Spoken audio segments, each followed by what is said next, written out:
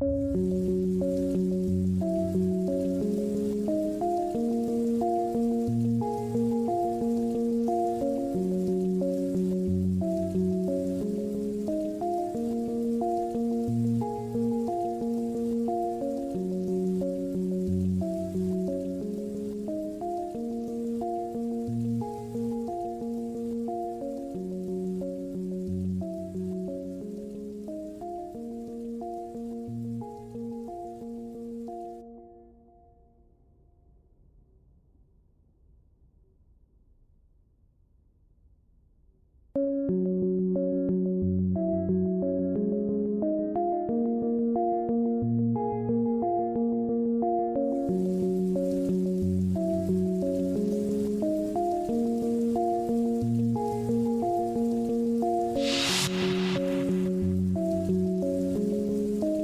question of what is the soul is really the question, who are you?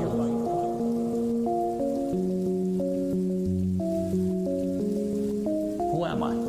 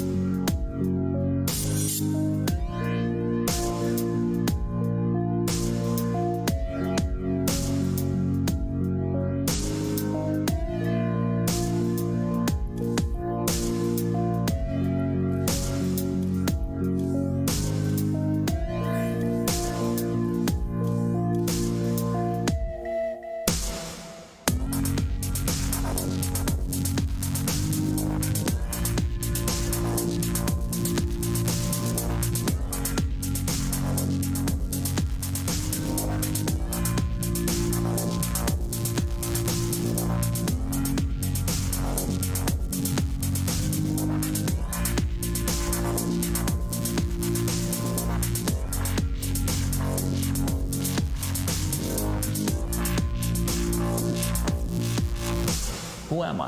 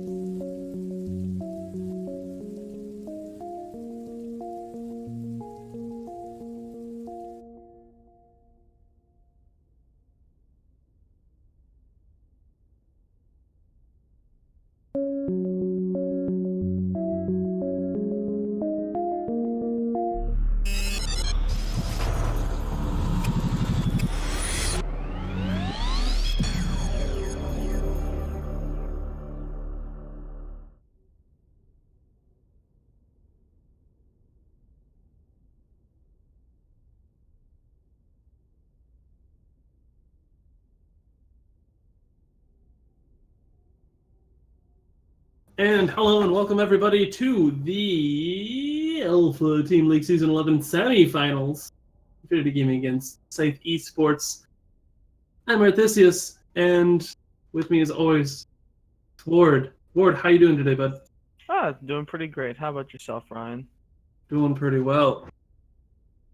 Today it looks like we're gonna have a pretty fun series.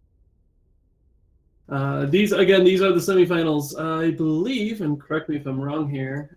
We get knocked out if we lose this, right? Yeah. Like we're What'll done. happen? Yeah, I mean, from here, there's the finals left, obviously, which will be Rise Esports will be waiting for whoever wins this match in the finals, and then from that point, the loser in the finals, who comes in second place, will have to play in a match for third place. Or shoot, yeah. Okay. Yeah.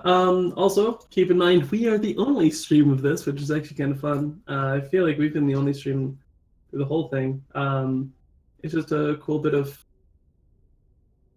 StarCraft content, I guess. Starcraft, like the things that are going on that not a lot of people are seeing. So definitely appreciate you guys hanging out with us. Looks like we're gonna have a TVZ almost immediately, followed by TVP, or sorry, ZVP, then ZVT, then ZVT. There's actually 3 Zergs for Infinity Gaming, all in a row. So Yeah, definitely. Infinity Gaming's definitely a pretty Zerg heavy team. yeah, for sure. Yep. So up first, we're gonna have Vindicta and Agile. So definitely two high-level players here. Obviously, Vindicta for Infinity Gaming and Agile for Scythe Esports. Mm-hmm. So Ryan, what do you think of this matchup? Um, for Vindicta against Agile, I okay, I haven't seen Agile in a long while. I know he streams, and I know he's been kind of doing his thing. Vindicta too. Vindicta though, he's been making these challenger, like the WCS challengers. He's been like going through all these brackets. He's been working his ass off. That said, Agile, I mean, we haven't really seen him qualify for anything, so it's possible that I think Vindicta's going to have the advantage here, just from results. Yeah, I definitely understand what you're talking about. Vindicta's definitely been a much more visible player in the past couple of weeks. Yes, yeah, Even that would honestly, definitely be a good way to put that. He's been very visible.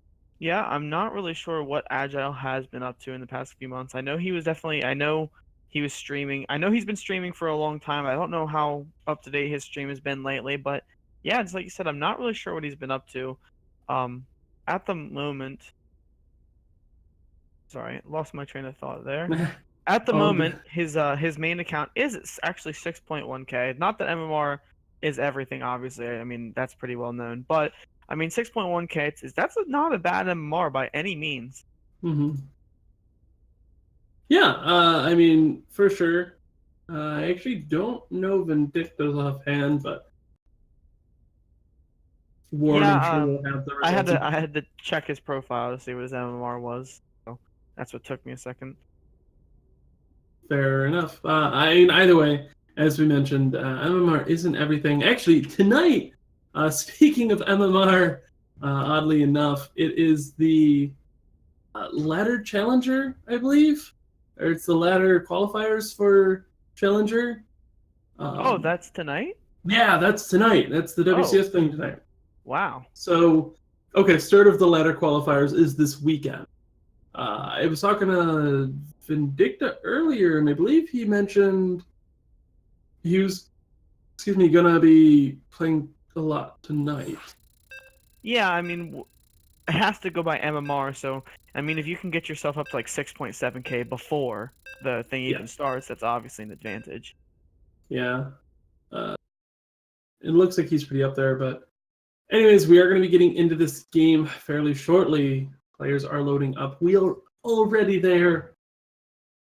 My goodness, time Almost flies. Thank you again for hanging out with us, guys. Definitely appreciate it. As always, I'm Arthisios, and this is Ward. And this is Catalyst.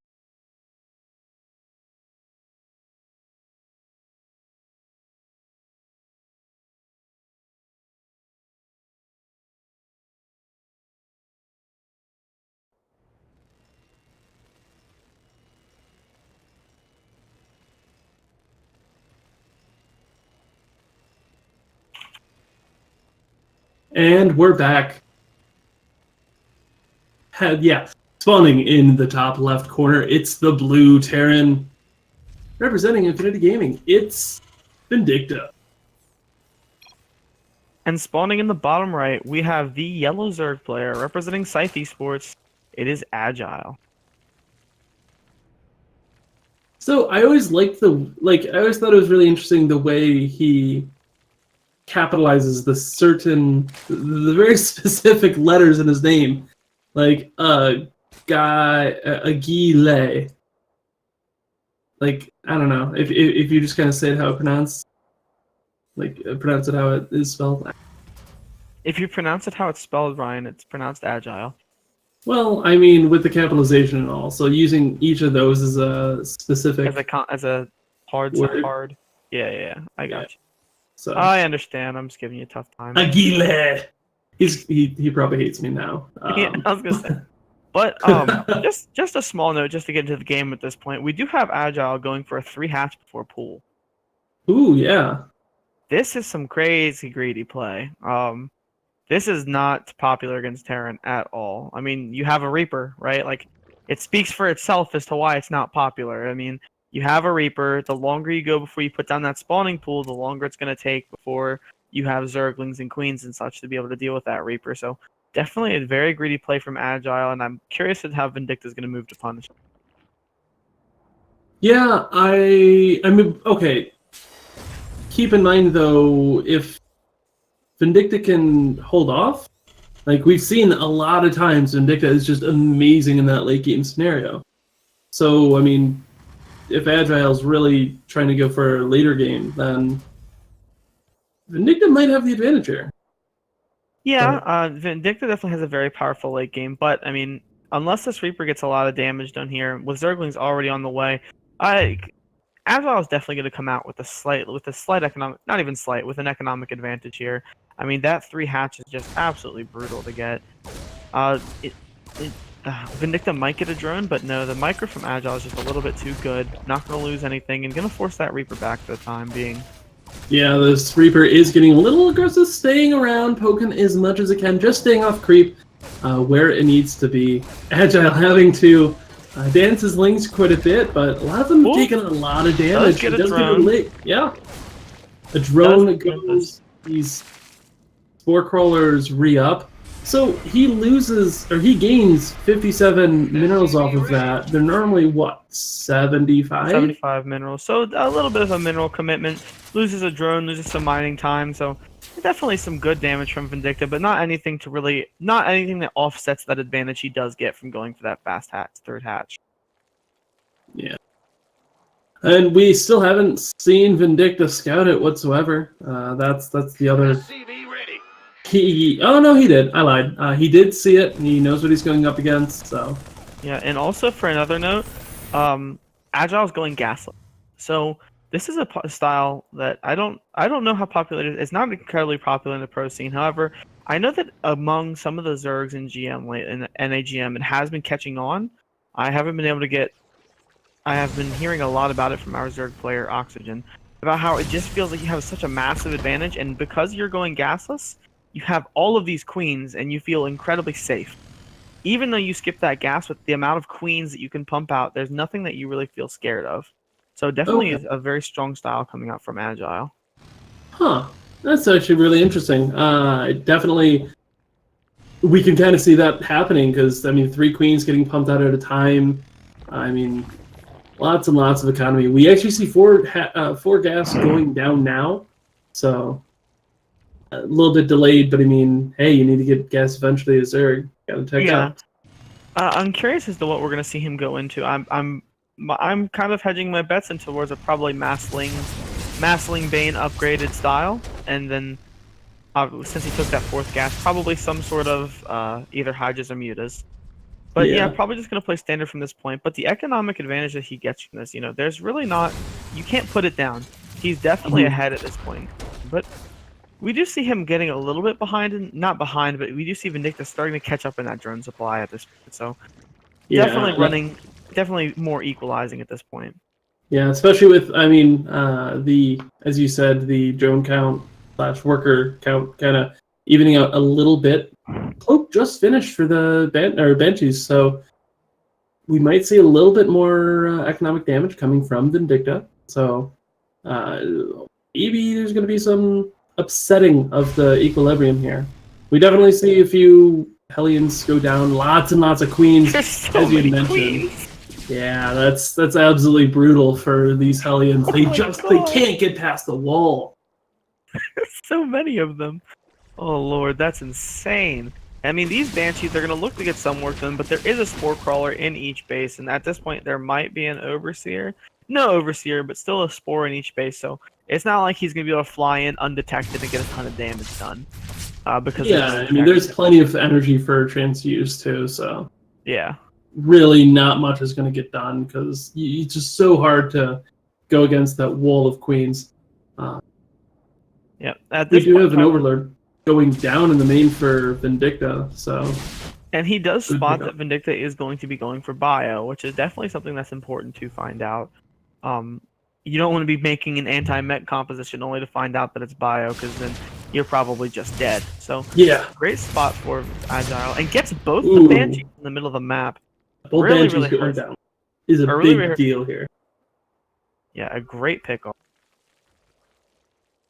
But I mean, at this point in time, Vindicta's kind of gearing up for a bit of a push here. He's getting an army supply lead. His upgrades are starting to finish up, and so I really expect to see Vindicta starting to push out whenever his 1-1 is around finishing up. And again, we do see double upgrades on those Zerglings. 1-1 going to be finishing up. Baneling speed, about a third of the way done. So, I mean, there is going to be a bit of a window maybe for Vindicta here where he can hit before Baneling speed is done. But he's going to be on equal upgrades with the Zerg player from on. Yeah, I mean, this Creeper is actually really good as well. So, Agile's going to see pretty much most things coming. Though Vindicta is moving forward on the map, he only has a handful of Lings and a couple of Banes. This force from Vindicta is massive in comparison. So, we are going to see a stim forward, but there's just so many Queens. They can tank so much damage, especially if they start eating tank shots. But Vindicta is on top of this 4th base. Those Hellions do turn into Hellbats. The siege tanks are back in the choke.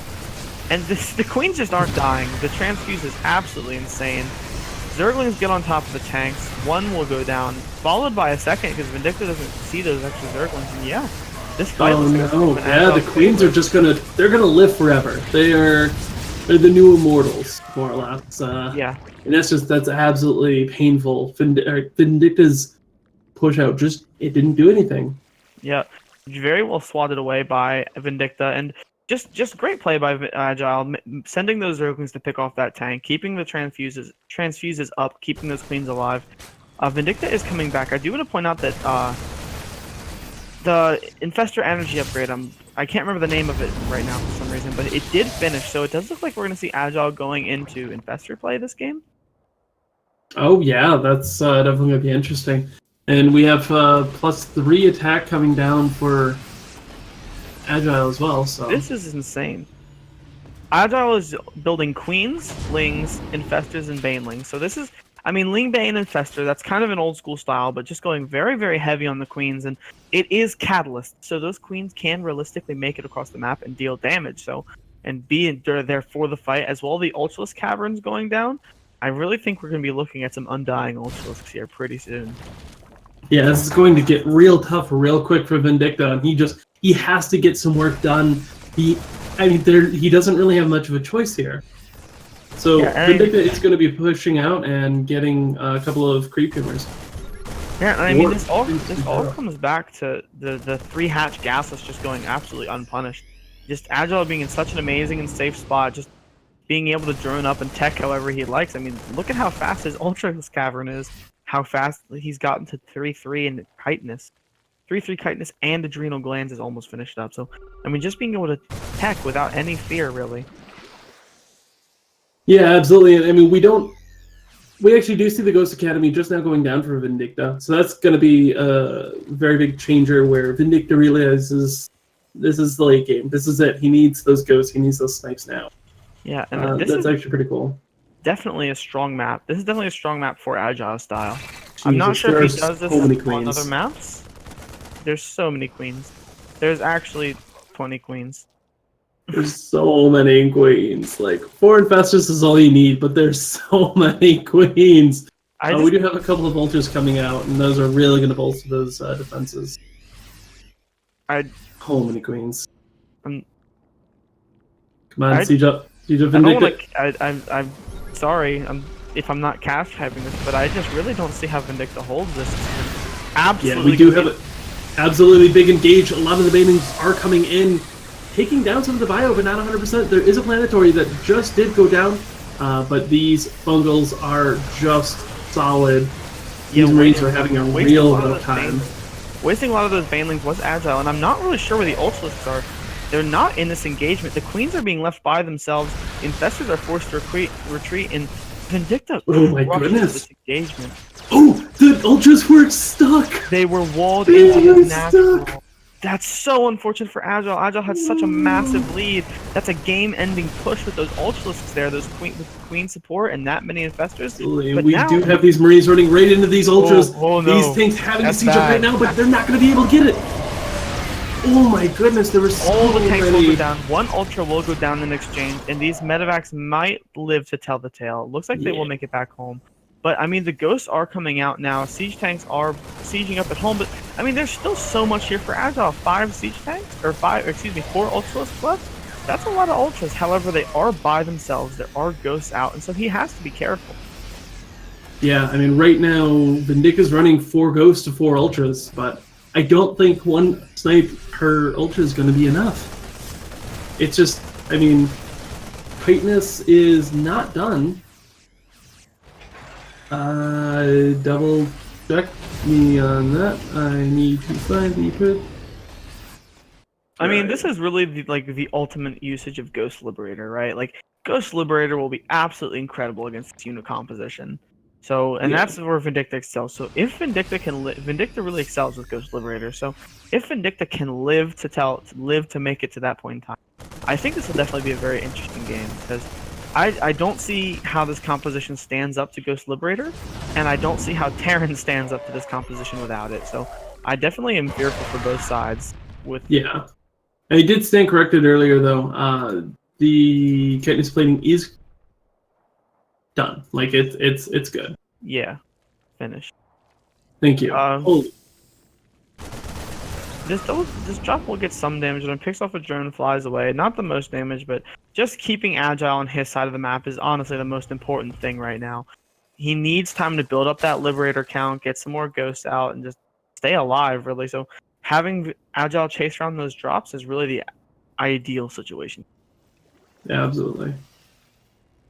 We do have Agile wanting to poke up a little bit towards this planetary. It did go down earlier, but he's engaging without the queens, which I really think is not the best move.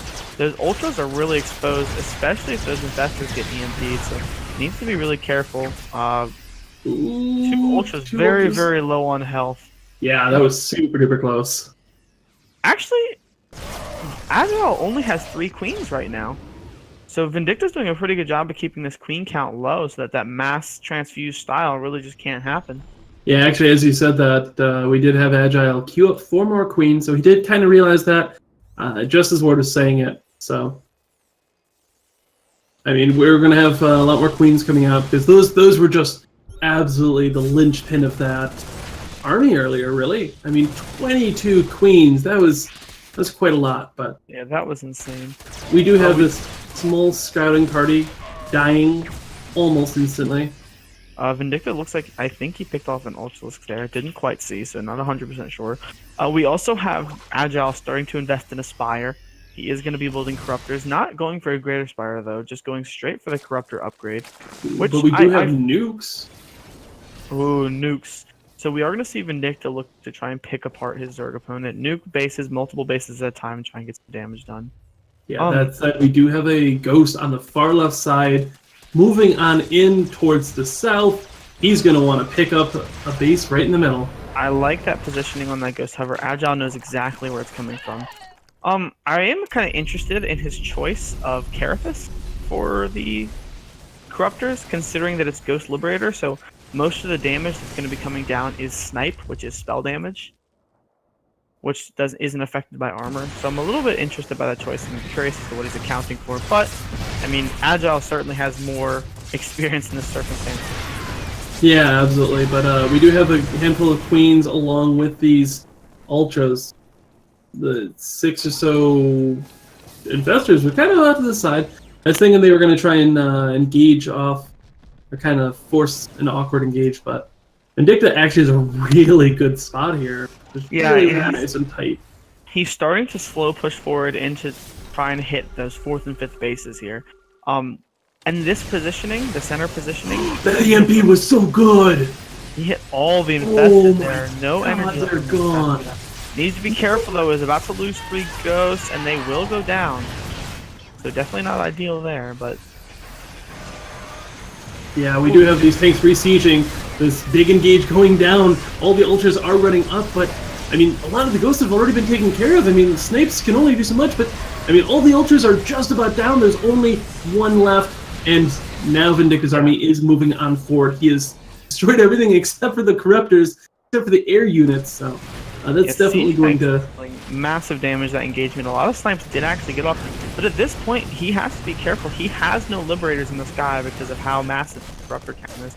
Yeah, and this is a primarily tank Marauder army as well, so, I mean, Ward, that doesn't really work out against Slings. How do you think Agile's going to respond? I think Agile really needs to catch this army unsieged. If he catches this army unsieged, he can deal a lot of damage. However, once they get into siege mode, it's going to be really difficult, so he knows that he's trying to dance, and he's trying to get on top of those Marauders, kills almost all of them, and yeah, look at Vindicta's supply absolutely plummeting in this situation. 2 ultras do go down, but the infested Terrans go up, and Vindicta's forced to be pushed back. Yeah, absolutely. The tank sieging up, just taking those extra shots, and unfortunately for Vindicta, I mean, he's really been pushed back, but as you mentioned earlier, I mean, just the supply absolutely plummeted for Vindicta. He lost a lot of ghosts, a lot of Marauders, and a lot of tanks. So. Yeah, and I mean, those Corruptors are just absolutely owning the sky. They're keeping Vindicta's Liberator count down, which is so necessary for this fight. Vindicta really needs to be able to do something about that. He's sending ghosts now. Will catch a snipe on one, but that's not enough to kill it. And unfortunately for Vindicta, I mean, these Corruptors just keep getting away with it. Yeah, absolutely. And while he's chasing around those, I mean, the army of Agile is just running rampant, cleaning up anything that Vindicta's really trying to throw at him. So. Definitely a lot of good multitasking coming from both players. We see not very many nukes. Actually, I saw a couple of nukes get started, but only one drop. So yeah, he only had 2 nukes, so I don't know if he still had. He has 3 active nukes at this point. So I mean, he could start sending ghosts out, but I mean, I think he knows at this point that every single ghost he can have is precious, and he can't waste throwing it away to try and get a nuke when Agile isn't paying attention. Because, I mean, at this point, they're both just sitting on their own side of the map. There's no way that he's really going to catch Agile. Yeah, and I mean, right now, Agile definitely has the advantage in economy, so... Yeah, that's... It's just, it's not looking the greatest ever for the Blue Terran. Yeah, and Vindicta, I feel, is a little bit overconfident in this army he has, because, I mean, he has so many Marines in this army against the army of Agile, which... Just, I mean, it's literally Baneling Ultra. Have you ever heard Marines do well? Oh so, my I mean, goodness. There were so many Banelings coming in, but these ghosts are trying to do what they can. I mean, the splits are good. The medevacs are going to get picked off by these Corruptors, but a lot of Ultras are going to go down to snipes now. But there's just so much left. There's so many Ultralists, and a good micro from Vindicta. He's getting on that positioning, making sure the space is limited, but there's just so much. The investors, or the changelings, yeah, they kind of Sin City the Ultras out of the killing path. So it actually protected Vindicta's army.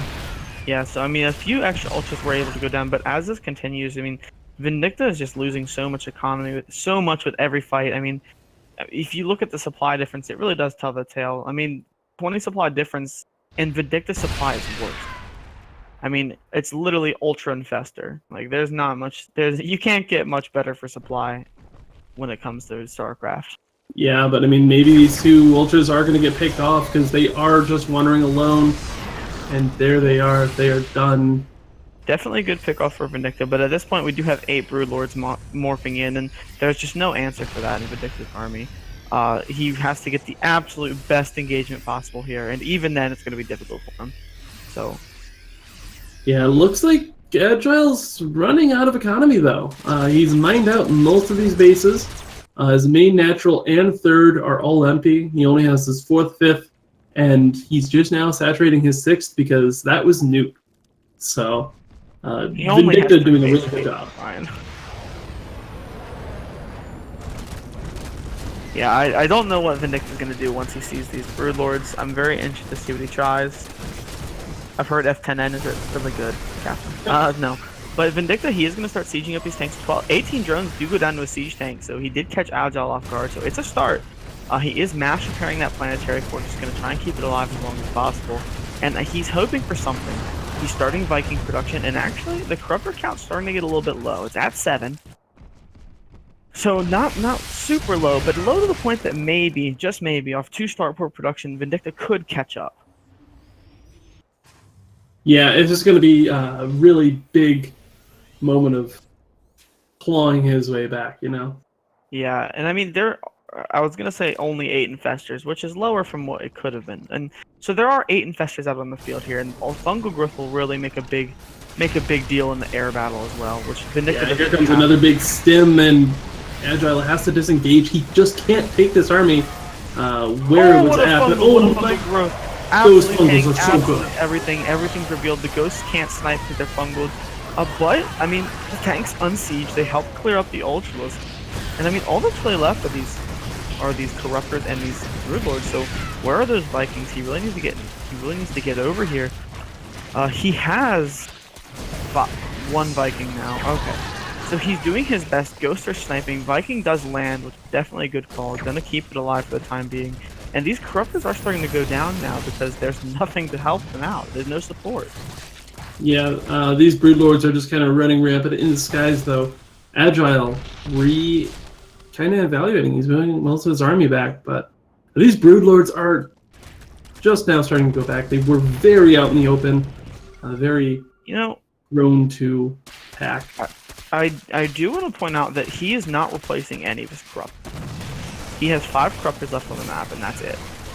He hasn't rebuilt any of them, and he hasn't tried to rebuild any of them. So it's not totally out of the possibility that if those infestors get EMP'd, that Vindicta could take a good fight with his Vikings and just end up winning the air battle and taking out the Broodlords.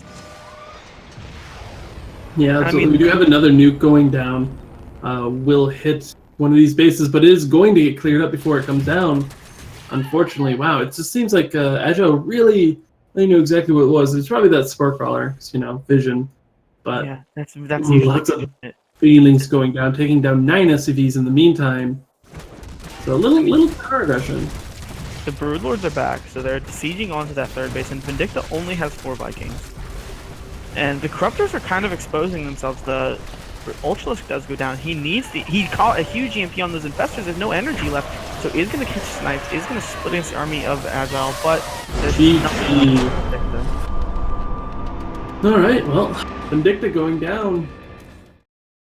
So it's looking like Scythe Esports is up 1-0. Yeah, definitely not the start. Definitely not the start that Infinity Gaming was looking for. Vindicta's such a strong player in his own right, so I mean, not really the best start for Infinity Gaming here, Ryan. Yeah, I know, but looks like Scythe Esports has. Both teams are bringing a very solid lineup. On Infinity's side, we have Vindicta, who's now out, Jardozer, Kane, and Antis. Where Scythe Esports has Agile, Gemini, Scythe, and Smile. So Scythe is a very solid European Terran. He's very strong. He played in Nation Wars, actually. That I remember he got picked up shortly after his performance in Nation Wars by Scythe. He's a Scythe. Yeah. Great meme. He's currently he's currently 5.7 on his highest account in Europe and NA, and around the same on his European account. So, but I mean, his game count is pretty low, so it doesn't look like he's been playing overly much. I But mean, yeah, that's not the that we point. see. So, Yeah, but that's not even who's playing next. I thought Scythe was playing next. So, nope. up next is going to be Jardozer versus Gemini. So, a ZVP. Yeah, I'm not the foremost expert on ZVP. Just yeah. So Ward, I feel like in the past few months that I've seen, Protoss has been a little bit favored in the ZVP. It's very hard, right?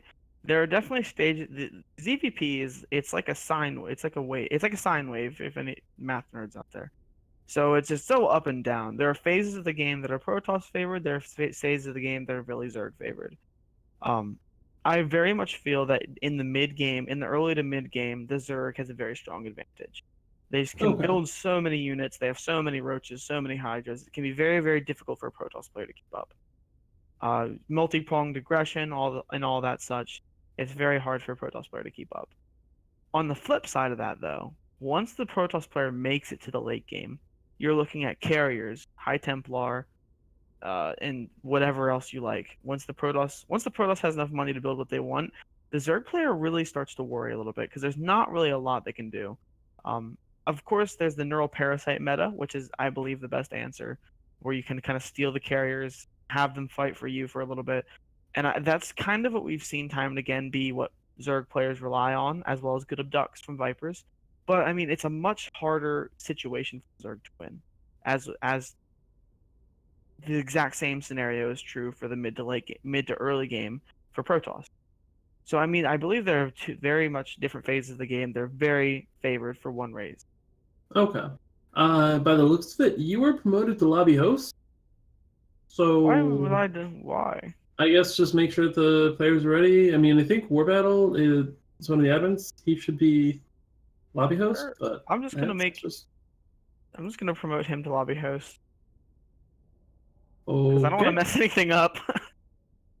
I wasn't paying any attention, so I don't know what's going on in this lobby. Yeah. So we're just making sure all the players are ready. Then the admin's gonna get it going. You know, just to shout out a player, just shout out one of the players, Gemini. I mean, he's don't get me wrong, he's an absolutely great player, but he's also just a great content creator. If you're a Protoss player, there's a lot of build order guides. He streams pretty frequently, so I mean, if you haven't, just go check out Gemini. I mean, he's a great content creator in the StarCraft scene. And I know Jardozer has started streaming recently, so if you want to see some Zerg play, go check out Jardozer. There it is. Well, anyways, getting this started. Spawning in the bottom left, the top left. It's the red Zerg representing Infinity Gaming. It's Jardozer. And spawning in the bottom right, he is the light blue Protoss player. It is Scythe's Gemini. So, something I was just thinking about, Jardozer is a pretty new pickup for Infinity Gaming. So I believe this is his first event with them. Yep. That is all absolutely true. Actually, looking at Scythe Esports, I mean, Agile, he was also their most recent pickup, so just kind of cool seeing both of the new guys in this event. Yeah, that's definitely awesome to see. I mean, both teams are still expanding and trying to pick up as much talent as they can and support as many people as they can. So definitely awesome to see them not only supporting this talent, but even fielding them in tournaments and such. Yeah, absolutely. I mean, that's why a lot of us come here, just to play. Yep. So, anyways, so it does look like everything up to this point is pretty standard. Jardozer is going hatch first, gas pool, so nothing out of the normal there. And Gemini is going to be going for a gateway expand. So both players going for the safe macro opening for their race. Yeah, and as kind of Ward mildly mentioned, I mean, there's not a ton going on right now. So this is just one of those a lull in the game, you could say. Yep. Now this probe's being a little bit annoying. It's being very annoying. It's attacking drones, trying to deny mining, trying to Ooh, there's the deny this third. third base, which it will There it not is. be able to deny. And that's Yeah. that's a pretty standard timing ZVP third base. So Yeah, but I mean, going down just in the nick of time. yeah, Definitely, I guess, Zerglings and good for Queen Jardozer. already on the way here for Jardozer. So gonna finally put the end to this probe harassment as it gets away though. Yeah. And We do have an adept coming out of the gateway. It's going to be running across the map fairly soon. Just going to do some harass coming up in a few moments. But we do have the Stargate that did go down. So, I mean, Ward, I know Caster Curse and all, but what do you think is going to be the first unit out of that? it's almost definitely going to be an Oracle. A lot of Protoss players, I don't want to say Phoenix play isn't popular right now, but it's not as popular as it was, let's say, 6 years ago. It's definitely still solid play for Phoenix, but Oracles, I mean, they don't force you down a tech path. They're and I mean, when do you ever get tired of hitting Revelations and knowing where your opponent's army is, right? They're just guaranteed value to carry on throughout the game, so... So it's a Phoenix. I quit. Anyways, we did have that adept in the meanwhile. Just So go it might over be there, Phoenix poke a little bit, Oracle. and come back. Might be Phoenix Oracle. Okay. Please, okay. God, be Phoenix Oracle. Or it's just Mass Oracle. And that's it. There it is. There's the Oracle. Okay. So, Oh, he switched it? Oh, no, he got it out. Okay. No. So some players elect to go for the Phoenix first, kind of try and catch some Overlords, deal some damage that way. So they go for the Oracle first, kind of deny vision on the map, and if you go Phoenix first, could be another Phoenix. You don't know. So that's kind of, I feel like, the reasoning behind that. You clear out Overlords faster. They don't know where the Oracle is coming from. So it does delay it a little bit, but it adds a little bit of a mystery to it, and he's going to fly right over the Zergling. Yes. Boar Crawler in all of the bases. There it is. So this Oracle will... I mean, he's actually going to get to the natural, but probably pushed away. The main is a little late. Oh, he's going to focus down these drones, and he's going to try and come in and pick up this Queen with that Phoenix. Great move by Gemini. Going to get a lot of damage done because of that 5 drones. And the Oracle gets away by the skin of its teeth on 7 health. Yeah, actually the Phoenix is getting away too, so both units getting away, getting some kills, not a bad deal. So just to point it out, we do have the +1 melee play. So it does look like Jardozer's maybe expecting Gemini to be going for a lot of Phoenixes. I know +1 melee is the play that a lot of Zerg players go for to try and counter mass Phoenix styles, because you can't keep picking up Zerglings. You're just gonna run out of energy. So it looks like that's what he's expecting. However, that's not really what's going on here. We do have charge. The Twilight Council almost finished, and so it looks like it's going to be... Actually, that's another 2 gateways. Going up to 6 gateways is Gemini, so it looks like it's going to be a bit of a Archon Zealot drop all in. Going up to 6 gateways. And the War Prism just got spotted by Jardozer, so Gemini has been found out, and these things are following it. I mean, this attack cannot be held without a Roach Horn.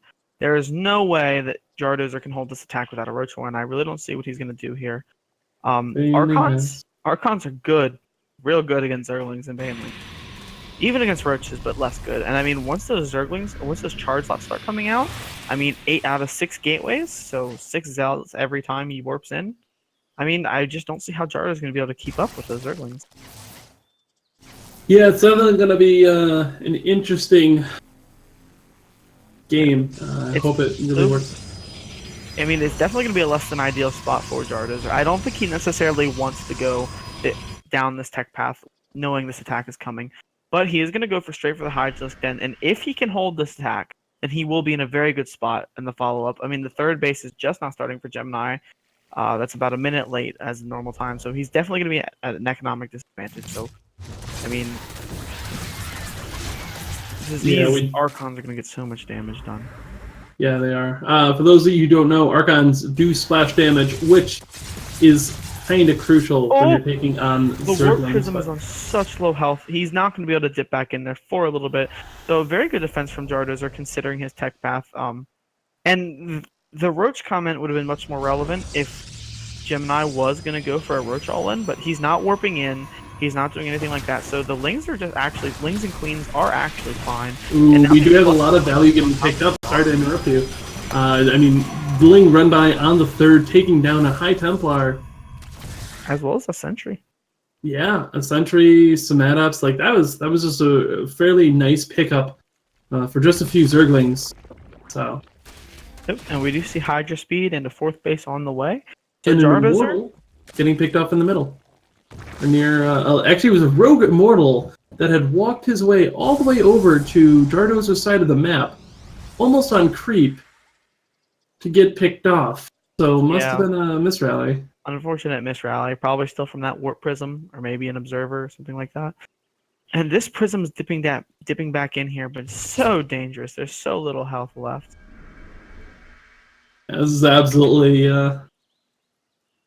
And I mean, Jardozer So knows dangerous. what they say these days. Just play like Raynor. So he has Ling run-bys queued up here, going into the natural base. And gonna get fine good damage, actually. 4 probes. Yeah, Not doing a bad, bit of he's damage still and alive. running over to the main, trying to get as much damage as he possibly can. I mean, getting just a handful more probes. He's gonna get possibly even more here. And not only does he get the economic damage, which, I mean, those Zerglings were worth it for 8 probes, but he also gets scouting. He sees the main base, he sees with the army positioning, he knows what Gemini is doing. So, I mean, that Zealot run by, or that Zergling run by just had incredible value for Jardozer. Yeah, we do see Gemini rallying all his units over to the right side of the map, and that's actually where all the Hydra bait is. So Yeah, but we do see the Zergling run by again. So, I mean, if he baits this army far enough out of position, this potentially could be a little bit bad for Gemini. I mean, there's going to be even more economic damage coming down. There is a wall here, but I'm not sure if that'll last. And the Zealot wasn't hold positioned, so these Zerglings will get into the main base again and deal even more damage. It's literally Raynor versus Classic. You forgot as we're saying this, though, there is going to be a Warp Prism on the far left side, and Jardozer's either it's his 3rd or main, but it's just kind of sitting around. Gemini not quite capitalizing on the counterattack yet. Still probes going down in the natural, just really well executed by Jardozer, that run by. And I mean, he's gonna look to drop Zealots and then warp even more in. But I mean, it's so scary. I mean, this Warp Prism being so low in health. There's Spore Crawlers in position, as well as a Queen here. 3 Queens, so I mean, if he commits with this, it's probably the end of this Warp Prism. Yeah, definitely. I can definitely agree here. The Hydra Bane's rolling out on the map. They're looking to find this 4th base and take it out. And Gemini's army is currently out of position, so he will probably be able to snipe this down before anything else happens. That said, it looks like Jardozer's looking to get in position there, bringing his units over there, or over to the 4th, while Jardozer taking down that 5th. I really like this move by Jardozer, splitting up his army into 2 parts. He knows he has a bigger army, and by baiting the army out of position in the south, he knows he has an opportunity on the north. Now there are cannons and shield batteries here, so yeah, absolutely. But we do have a Ling run by over at Jardozer's base, taking down the 4th base for just a handful of Zealots. So massive pickoff there for Gemini. I mean, that's very important. The 4th base is crucial. Not even just to the Zerg economy, but to the production. I mean, that's, what, 6, if he is injecting it, 6 less larvae every production cycle, so that's 12 less Zerglings, 6 less Hydras, so I mean, really can't be understated the importance of that for production. Absolutely, we do have these Hydras coming back in, picking off a probe, and gonna try and take down a little bit more. Meanwhile, we do have a massive Ling run by over at the main army, which is at the 4th location. There's so much army for Jardozer that he can split his army up and force Gemini to have to pick. You can save your economy down here, you can save your economy down there, and I mean, he is going to lose some Hydras for it, but I mean, he can afford that at this point. He's mining so much more than Gemini. And at the same time, he's moving into Hive, he's building a Spire, he's getting to those Broodlords, and I mean, once he gets to those Broodlords, Gemini's economy isn't really in a spot to be dealing with that. So, I mean, Gemini is definitely going to have to make a move somewhat soon. Yeah, absolutely. We do have another Ling Hydra run by Also on the third and fourth. The fourth units are definitely trying to run away. Lots and lots of Archons coming down, and oh my god, there's so many Banelings. They're just absolutely melting. An absolute ridiculous number of Archons, absolutely terrifying. These Hydralisks in the fourth base are going to find good damage. They are going to kill those Zealots. Not all of them, but you do get 11 probes. And I mean, this is pretty scary for Jardozer at this point. I mean, his army is not really built to kill this many Archons. Yeah, but unfortunately, the gold base did get spotted by Gemini. Jardozer was trying to be very cheeky, I guess, and I think that was a move command with all the Hydras right in the face of Jardozer. But yeah, I mean, at this point, there's not really much for Gemini to do in this position, at least. I mean, if he attacks into Jardozer, Jardozer will convincingly win that fight, and there's no base for him to attack here, so, I mean, he has to back off. Yeah, I mean, all he really has is some High Templar and some Archons, but he is moving on back. He's definitely not wanting to lose that fourth base, because that would be absolutely, or third, that would be absolutely devastating, but that said, his fourth is going to be going down again. We have another run by. Yeah, this is just incredible. The run bys never stop. Absolutely, and I mean, again, like it's just pulling Gemini apart here. So yeah, and Gemini, actually, the Archon count's getting pretty impressive, but the Hydras at the top are actually winning out the day. Gonna kill 2 of the Archons, gonna be chasing down the other 2. And so, yeah, I mean, there's just so much on both sides. Gemini's beginning to struggle to hold it. Ooh, even gets a High Templar. yeah, absolutely. And Archon, these Hydras just keep on moving forward. They just don't really. There's no one that can really tell them no. On the north side, the Hydras are winning the day. On the south side, I mean, he's forcing Gemini to rethink his positioning, and every second he waits to go help that north side, he's losing more structures, more economy. But the second that he moves up north, Jardozer will be in his... Yeah, absolutely. We do have the north side Hydras meeting up with the south side Hydras, and no, there's not going to be a joke there. These Hydras are just meeting on up. They're going to move on forward. It looks like Jardozer wanting to make one large push, one that the north side Archons are just not prepared for. Oh, that storm! Oh, that was dirty. Dirty storm. So the idea behind that was, listen, I've been all over the place so much. His army is going to be split up. If I put all my army in one spot, there's no way he can hold it. But Gemini just hit some absolutely incredible storms. However, he is overrunning the army left. Yeah, and the south side Archons were really having a hard time wanting to move up because he knew that there was going to be a counterattack. He's afraid of it at this point. But these Brood Lords and Gemini has to tap out. GG getting called. Good game. That was really cool. I just really liked the control that Jardozer kind of showed with pulling his opponent apart. But Gemini, I mean, he just kind of sat back and...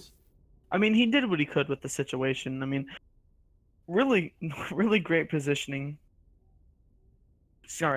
Really great positioning from Jardozer, being able to keep his army split up like that. But I mean, fighting at such a deficit for so long. I mean, there was a point where Gemini was at 110 supply and Jardozer was at 200, and Gemini still held off and then counterattacked even. So definitely a great defensive showing from Gemini. But I mean, just the positioning and the numbers game finally being too much for him to overcome. Absolutely, and I mean, even on top of that, we saw Jardozer run by after run by into the natural and main of Gemini. So, I mean, just the economy damage really hindered Gemini in the end, as we saw. But moving on, we do have Kane against Scythe, the two big boys. Oh, man. I mean, Scythe running in Nation Wars. Kane getting into Challenger multiple times actually at this point. In just this season, he got to Challenger twice now, I believe, for Valencia in Austin, I want to say. Yeah, nope, that's correct. So, I mean, two absolutely solid opponents. I haven't seen a ton of Scythes play, but I mean, he's still pretty darn good. I mean, it's a ZBT. Ward, actually, I know you're another Terran here. How do you feel about TVZ currently? What are your thoughts? I think TVZ is in a very, really great spot. I don't think there's any overwhelming issues. I think once it gets to the very, very late game, I think Terran kind of falls off. They really struggle with dealing with a massive amount of board, right? Like we're talking like once the Zerg player gets to like 12 to 16. Once there's that many Brood Lords, the Terran really, really starts to struggle. But before that, I really think that there's not a problem on either side. I think both sides are perfectly capable of beating the other. Absolutely. Looks like Kane is currently in a ladder match, so he will be done more than likely in just a short moment. Probably just warming up a little bit here. So we'll have games for you in just a quick moment. Oh, hey, yeah, actually. WCS qualifiers are in fact tonight. Yes, the WCS qualifiers, the ladder challenger. That's kind of a big deal. Yeah. Kane just can't leave. He has to really stick it out and He needs win to be there. the hardest he can. Yeah. Actually, in the end, he doesn't have to win super hard. Like a win is a win. He just has to get it. That's it. So. Yeah. He doesn't need to crush his opponent's spirit by any means. I mean, I'm just like best of one. Yeah, it's not like it's a best of 5 where it actually matters or anything like that. But anyways, I do want to kind of get back to that ZVT topic, though. You were saying that you really like just in general. Is that from a mech standpoint or a bio? From both sides, I honestly believe. I think TVZ is the most balanced matchup at this point. I really think that both sides are on an equal standing.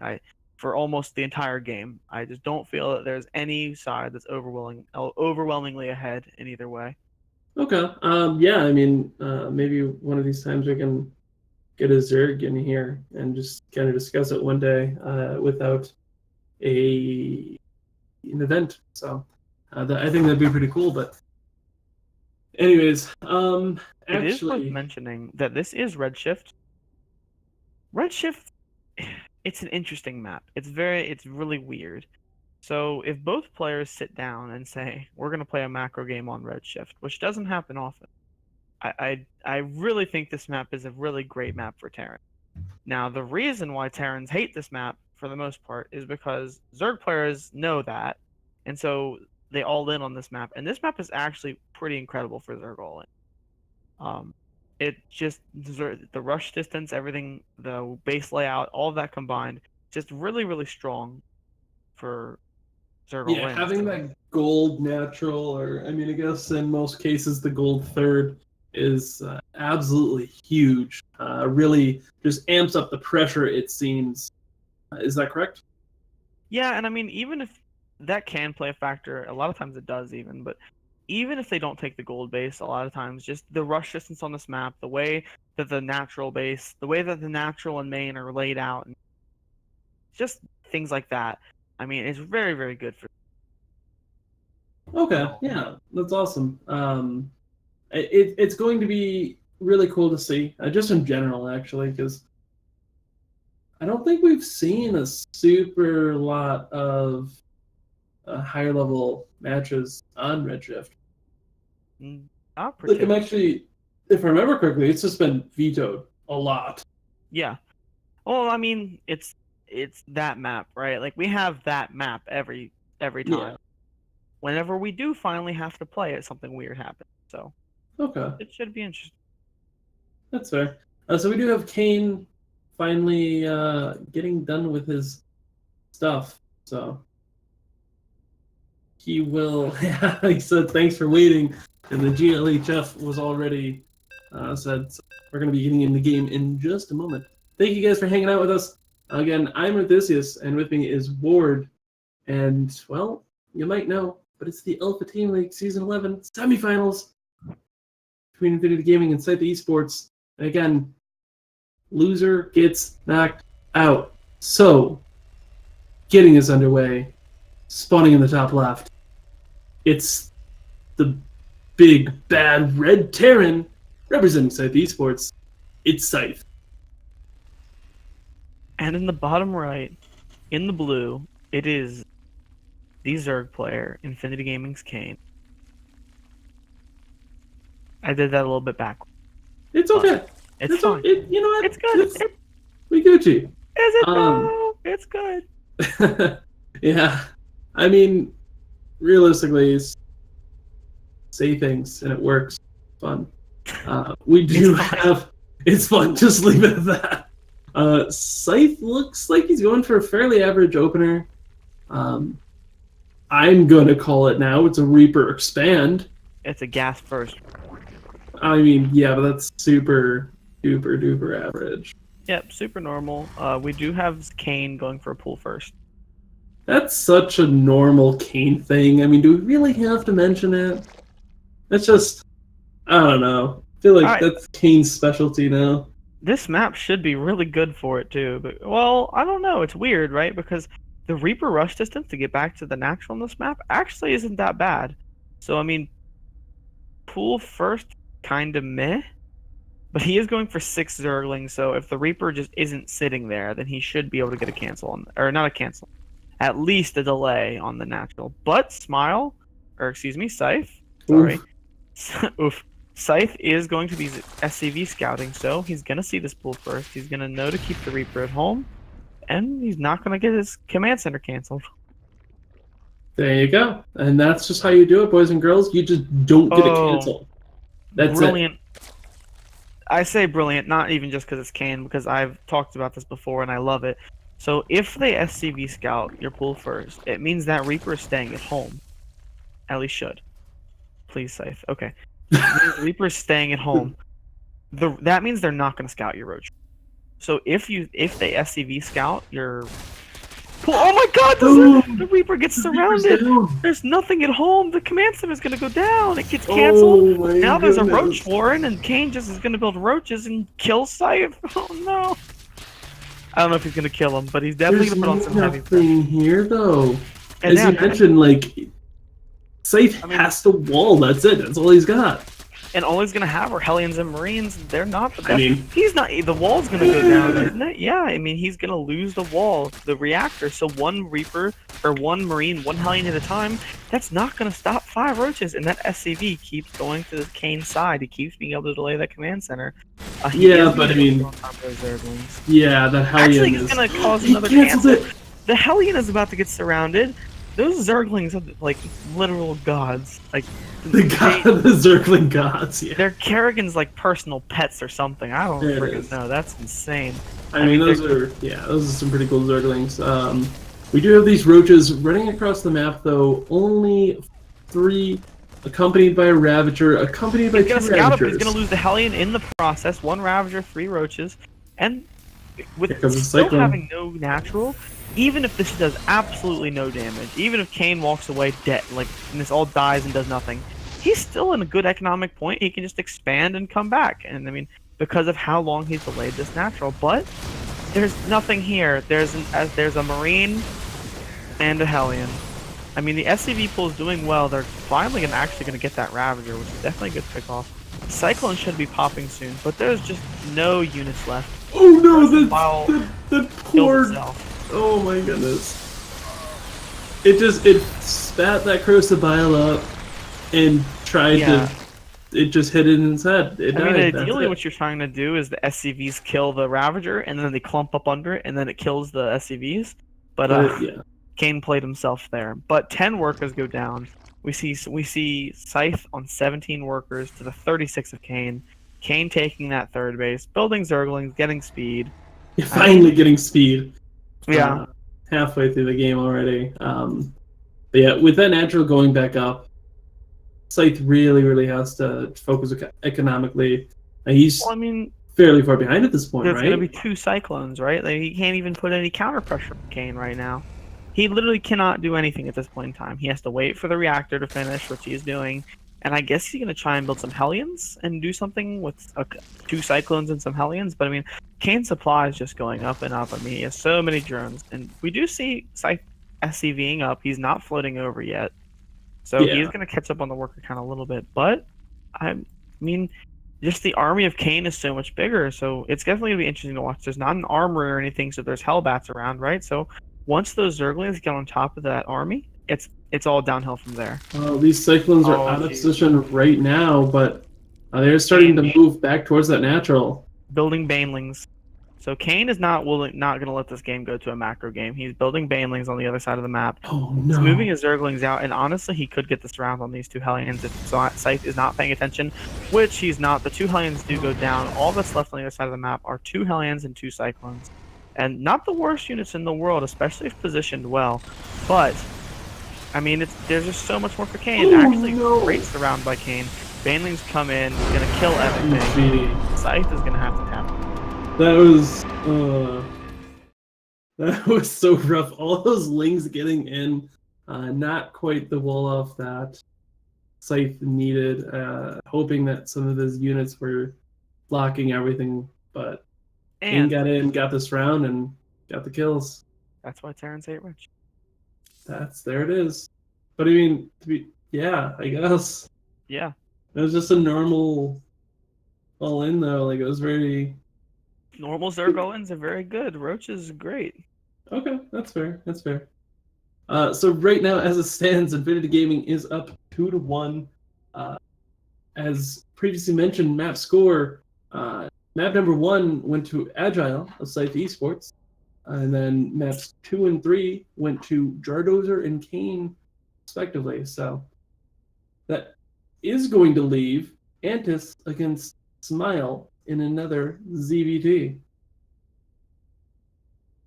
Yes, Smile is a very strong player. Smile, he's a South American player. He's formerly My Insanity, so I mean has a lot of potential. He's always been really good. However, I don't know how true this is as of late, but I heard that he hasn't been playing too much lately. At least I couldn't really find many games. Mm-hmm. So I'm not sure how much he's really been playing lately. I don't know why. But I mean, he's still a very strong and talented player. So there's no reason to count him out. He's still an absolutely incredible player, and this should be a great TVZ. I mean, yeah, absolutely. I definitely agree. I'm looking forward to it. Looks like we are just waiting on Smile to get into the lobby. Just while we're waiting, though, you guys, you good, cool people that are watching, if you scroll down ever so slightly on our Twitch here, you will see a middle link. The middle link says "Get Our Gear Today." Well, fun fact, that has a link to our merch store, where you can get so many cool Infinity Gaming things, just in general. So, nice definitely plug. Good to check out. Nice also, plug.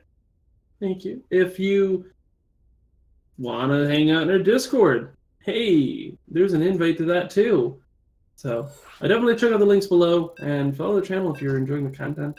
We do this fairly regularly. That's it. That's it for me though. But that's the end of the plug. There it is. The plug is over, and perfect timing because it's Fuego, otherwise known as Smile, going up against Antis and Acid Plant. So getting this underway once I stop typing random things. Oh my goodness, do I even know how to do this? I don't think I do. Spawning into the top left, it's the pink Zerg. Representing Infinity Gaming, it's Antis. And spawning in the bottom right, it is the red Terran player. Representing Scythe, it is Smile. And he even has a smiley little star too. That's perfect. Wow. That's nice. He has the Hardy star right there. So it looks like nobody's ever. Okay. Yeah, it's okay. Yep. Actually, both players are running the exact same little icon, so. Wow. That's actually kind of... No. No. Antis is Yeah. different. Yeah, his is a little bit more Zergy, and the Terran is a little bit more like there's like green splotches on it. What? Oh yeah. I think it's just the terrain. Probably. Realistically. We're So talking about all right- the important things. I know. We have not a hatch gas pool. It Gas was a hat- pool, gas pool hatch. Pool gas hatch, yes, absolutely. Gas so- pool hatch. Very similar to what we saw in the last match with Yes, Kane so- against Scythe. So This game, Antis is going to be looking to go for that very fast link speed. So, I mean, what the kind of deal is here is you go for the, the typical for however many lings you want to build. And then basically you go for a ling flood immediately following. So if they try and keep that Reaper at home, if they keep that Reaper at home and try and defend it, there's a very good chance that you just kill them.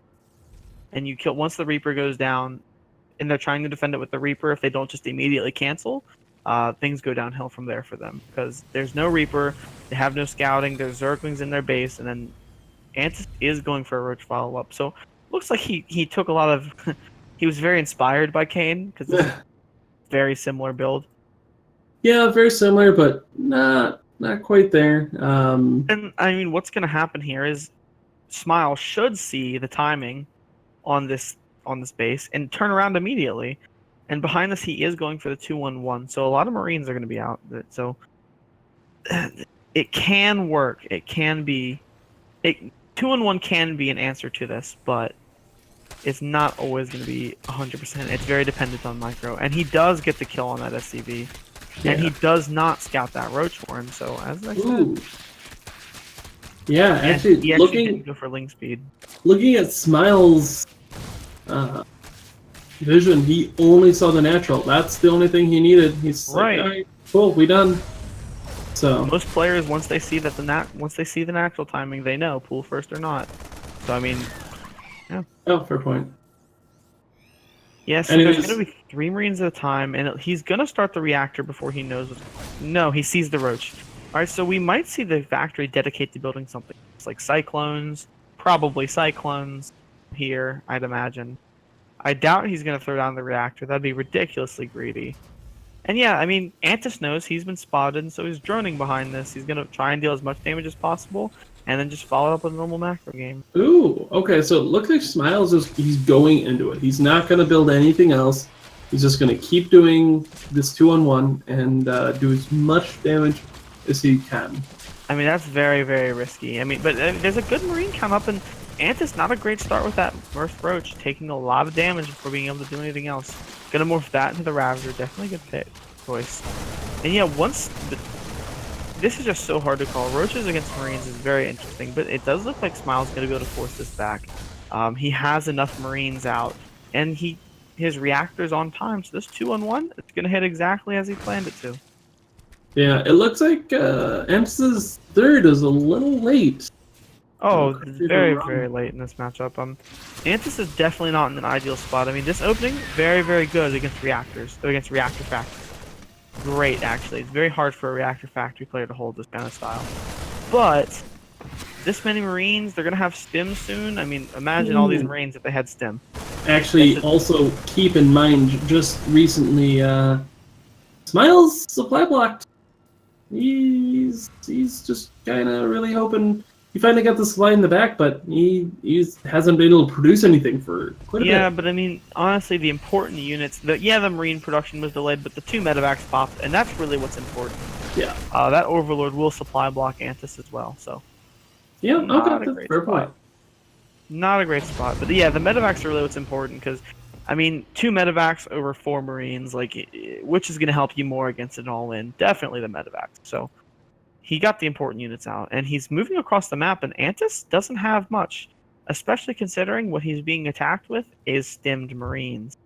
Yeah, this looks extremely dangerous for Antis. This actually, I mean, this is looking heavily in favor for Smile right now. Yeah, if Antis can survive this, he has a decent economic lead, but I mean, just so there's a good number of Marines, he's going to focus down the Ravagers, they're going to die almost instantly, at least one does. And yeah, the Roaches are not great against the Marines, not going to be able to hit any of the Cursive Vials. But, I mean, he does push back and drop for the time being. Yeah, I mean, that's really all that can be said about that is these Marines are going to keep trying to go forward, but these roaches are pretty good. Good Biles here. Actually misses. Never mind. I thought that Bile was going to hit that medevac. Does kill a roach. And I mean, as he's just shaving off roaches here, he's finding damage. He's trading Marines for roaches. I mean, can you really complain? You're trading minerals for gas, right? Like, that's kind of an ideal situation. And at this point, Smile doesn't think he needs a third base. Smile, he's going 2-base all in, actually. God damn it, I hate gas. Just sorry to drop that, but just as I say that, he throws down a third command center. So a very, very delayed third command center. The typical third base is at about 5 minutes. But very heavy pressure. Going to be with a decent number of Marines, siege tank, and a Liberator, and a handful of Liberators. So, I mean, this attack, it could potentially be game-ending. I mean, I know his supply is heavily in favor, but just those siege units really against roaches cannot be undervalued. Yeah, I mean, there's just so many roaches coming out for Arthis, though.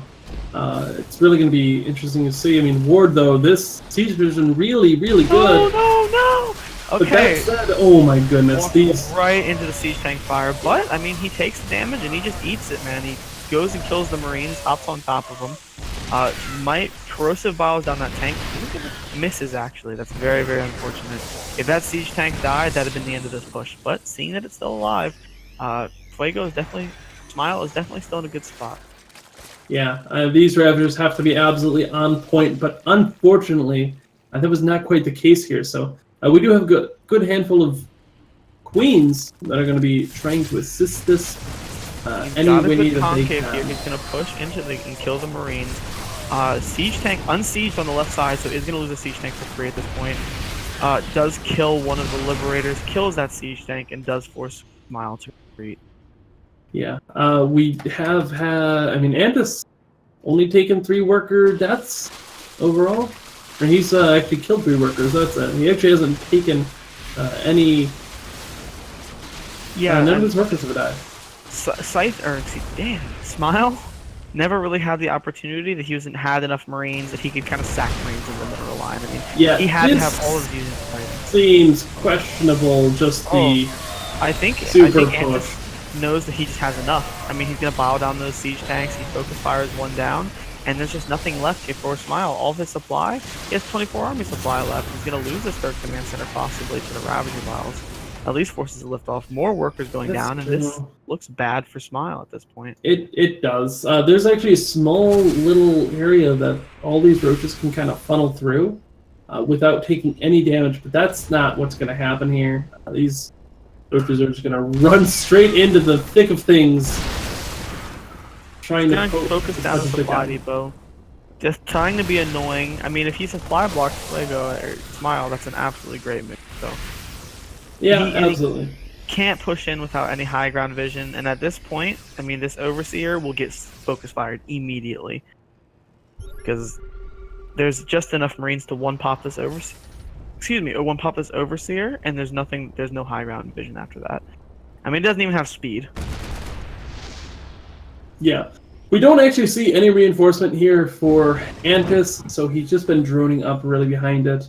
He does have a handful of roaches at either of his bases, either of his forward bases, and he's actually getting tunneling claws. He's gonna try and get a little cheeky things, but he's also adding in a Hydralisk Den. I mean, really at this point, I feel Arthis has recognized his advantage, and he's saying, "Okay, I'm ahead.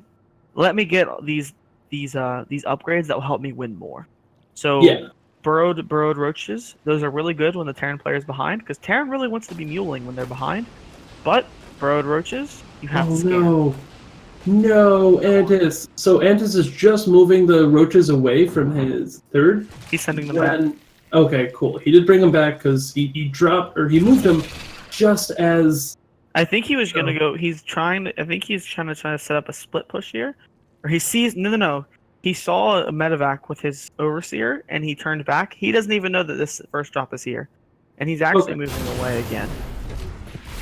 Yeah, because this is because he was responding to a little bit of an attack over at the fourth, but more roaches do pop, and I really think Arthis just recognizes, hey, I'm in a good spot. The only way I can really lose this is if I get caught out of position with drops. And dear Lord Antis, the corrosive biles just haven't been on point 100%. I mean, they're missing a little these bit. siege tanks have done so much damage here. It's just really, really been rough for Antis. Yeah, Antis has been macroing excellently. I mean, he's been controlling his army great, just missing a couple of corrosive biles here and there, which is unusual to say. Which is unusual, but I mean, it happens to everybody. But yeah, Antis has overrun the third position, and he's just keeping Smile on these 3 bases and under 100 supply even. So you Yeah, can't that's really complain. absolutely big. Hits the medevac.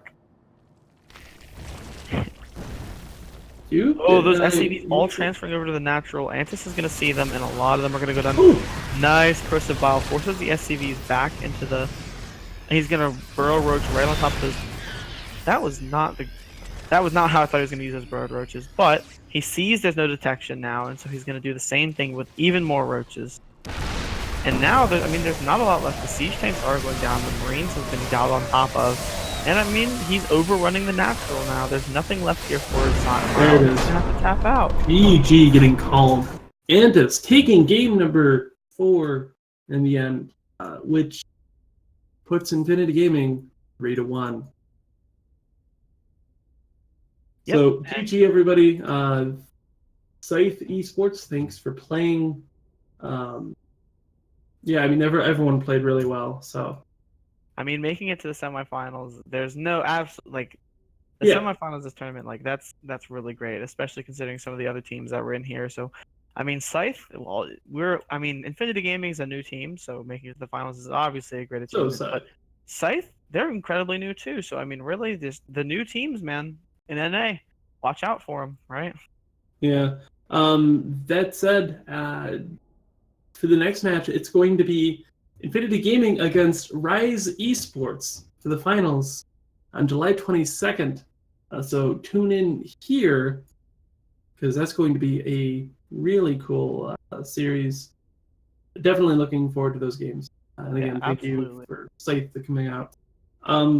As always, I'm Arthisios. You can actually find me Twitch TV/Arthisios, Twitter/Arthisios.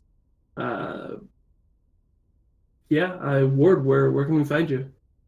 My Twitter and Twitch are both Nikki_B_red. Only for Twitch, you have to add an extra D onto the end. I don't stream very often, but I'm definitely looking to start up a stream schedule as of late. So, I mean, if you want to see some Terran play or some great quality posting on Twitter, follow my Twitter. Yeah. Absolutely. All right, that was solid. So again, thank you guys for hanging out with us. As always, it's been great. You guys have a great night. We will see you next time.